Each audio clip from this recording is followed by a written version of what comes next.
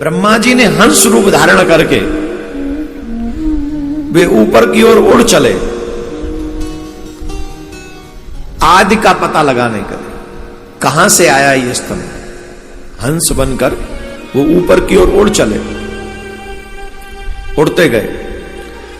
वहीं पर पाताल लोक में ये कहां से आ रहा है, विष्णु जी उस अग्नि स्तंभ के पता लगाने के लिए सूकर मतलब बारह भगवान का अवतार लिया, रूप धारण किया और उस अग्नि स्तंभ को खोदने लगे। अग्नि स्तंभ को खोद रहे हैं। हे तात,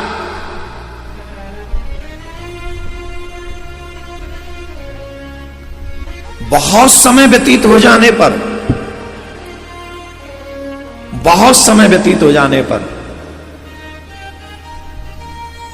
नारायण भगवान को अंत नहीं मिला और ब्रह्मा जी को आदि नहीं मिला इस अग्नि स्तंभ का। आकाश मार्ग में जाते हुए पितामह ब्रह्मा जी ने मार्ग में अद्भुत केतकी के केवड़े के पुष्प को देखा। केवड़े के पुष्प को देखा उन्होंने, अनेक वर्षों से गिरता आ रहा है और वह ताजा भी है, सुगंधित भी है। ब्रह्मा जी और विष्णु के इस विग्रह पूर्ण कृत्य को देखकर भगवान परमेश्वर माने शिव जी जब ये दोनों लड़ रहे थे तो भगवान के जटा मुकुट में ये पुष्प विराजमान था केतकी का। और जब ये दोनों लड़ रहे थे तो भगवान शिव बड़ी प्रसन्नता से मुस्कुराए और थोड़े खिलखिला के मुस्कुराए। तो जब खिलखिला के मुस्कुराए तो सर पे जो केतकी का पुष्प था वो वहां से जटा मुकुट से गिर गया और वो गिर के नीचे की तरफ गिरने लगा। तो उन केतकी के पुष्प को जब ब्रह्मा जी ने देखा तो ब्रह्मा जी ने पूछा, हे पुष्पराज, तुम्हें किसने धारण कर रखा था और तुम क्यों गिर रहे हो? केतकी ने उत्तर दिया, इस पुरातन और अप्रिय स्तंभ के बीच में बहुत समय से गिर रहा हूं। मतलब मैं आज से नहीं गिर रहा हूं, कल से नहीं गिर रहा हूं। इस स्तंभ के बीचों बीच में जो गिरता चला रहा हूं, बहुत समय से गिरता चला रहा हूं, मैं अभी नहीं गिरा। और इसका न आदि है, मैं इसका आदि नहीं देख सका और आप इसका स्तंभ का अंत देखने की आशा छोड़ दीजिए। मुझे नहीं पता कि ये मैं जहां से गिर रहा हूं वहीं से है क्या है, मैं आदि देख के नहीं आ रहा हूं, आप इसका अंत देखना बंद कर दीजिए। ब्रह्मा जी ने हंसकर हंस का रूप लेकर इस देखने के लिए, ब्रह्मा जी बोले मैं तो हंस का रूप लेके ऊपर देखने के लिए जा रहा था, इसका मतलब, और विष्णु जी भी बारह बनकर गए हैं नीचे इसका पता लगाने। और तो जब मुझे आदि नहीं मिल रहा है तो अंत उनको भी नहीं मिलेगा, ये कंफर्म। केतकी के पुष्प से कहा, तो हमारा एक काम करोगे?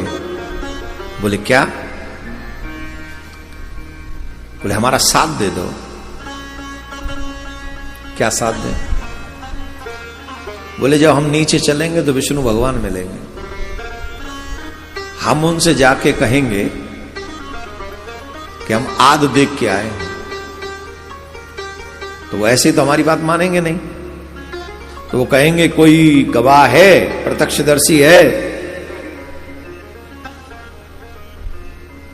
तो हम तुम्हारा नाम लेंगे, इस पुष्प ने देखा है, और तुम बस हाँ में हाँ मिला देना।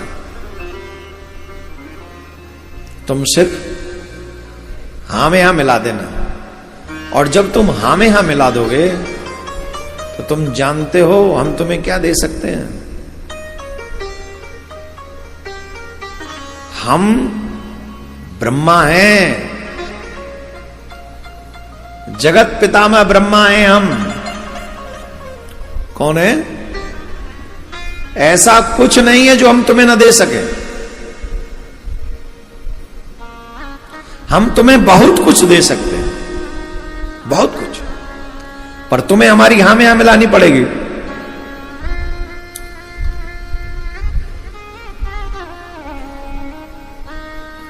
केतकी ने कहा इसमें कौन सी बड़ी बात है,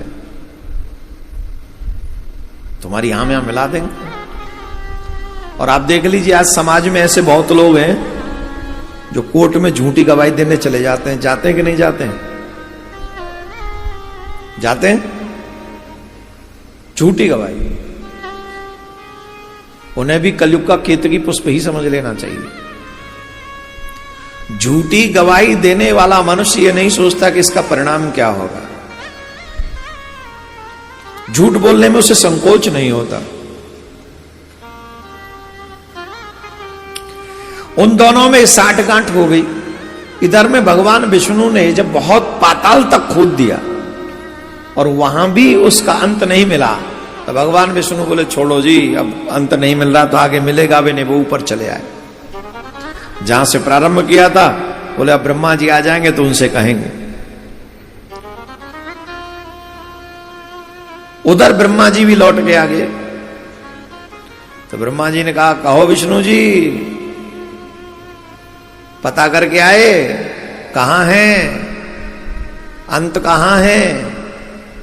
विष्णु भगवान बोले नहीं,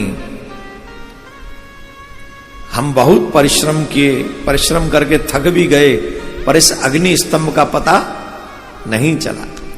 तो ब्रह्मा जी बोले ये तो हम पहले से ही जानते थे, तुम पता लगा ही नहीं सकते, तुम पता नहीं लगा सकते। और तुम नहीं जानते हो ना, हम अग्रभाग देख के आए हैं। हम इस अग्नि स्तंभ का अग्रभाग देखकर, हम देख कर आए, हम ब्रह्मा जी है ना, हम देख के आए हैं। और हम ये भी जानते हैं कि तुम हमारी बात पे विश्वास नहीं करोगे, इसलिए हम एक गवाह भी साथ में लाए, प्रत्यक्षदर्शी अपने